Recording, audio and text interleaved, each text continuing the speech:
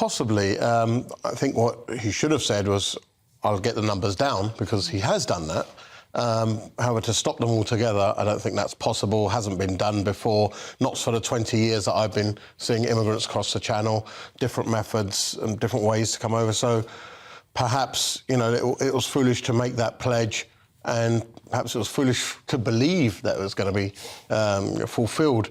And now, perhaps you might have to do a little bit of a rowback, in a sense that he's saying, well, I've got the numbers down, even if I haven't managed to stop them totally. I mean, the Prime Minister would say, wouldn't he, that he is beginning to make progress on this. I mean, boat arrivals down 20%, small boat arrivals down 20% this year.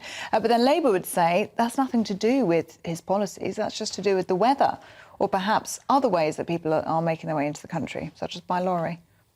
I think there's an element of truth to that. So the weather does dictate crossings, we have seen, and especially the number. If we have a bad weather weekend, then the crossings are down. In the summer, and notoriously crossings are high. In the winter, crossings are pretty much sort of lower than what they are in the summer. However, the fact is that, is it policy? I mean, Rwanda hasn't taken off, so that's not a deterrent.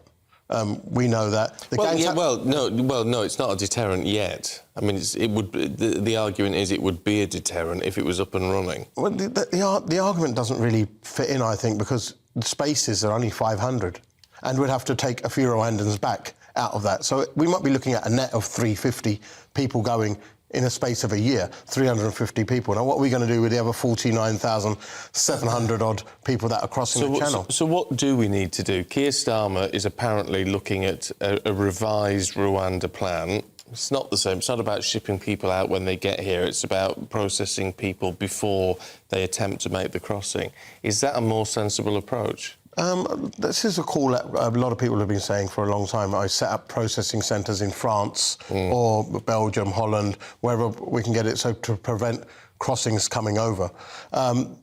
There's not much evidence that this might work, but it is an alternative, and it will definitely bring the numbers down further than what they are. Alternative will discourage families from crossing. There's no need for families to cross, because ultimately the only way to claim asylum at the moment, if you're not Ukrainian or if you're not from Afghanistan, is by actually coming to this country. You have to set foot here, and that's a selling point for the gangs. So once you've taken that element out, and then the gangs can't sell you that element that you have to get there, you're going to get asylum, the only way you can claim is to get there. Then well, hold on, we can claim it while we're sitting in France. We don't have to pay a gang X amount to be trafficked over.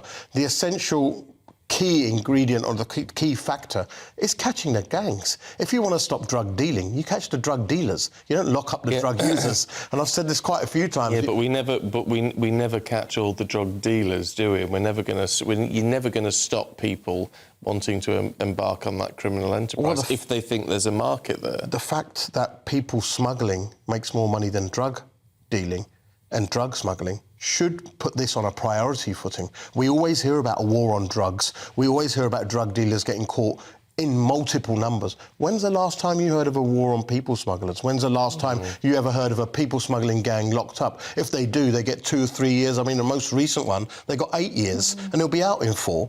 We've got to give these people life. So we've got to really discourage them and disrupt their market model. And it's so big, it's so huge, most amount of money is made for it. And it has to be cross-country. It has to, you can't do it on your own. Britain can't do it on its own. It has to work in cooperation with Europe. But it does look like European countries are sort of waking up and realising, well, hold on, we need to catch these gangs. So the pledges aren't going to be fulfilled until the gangs are caught. It's quite simple.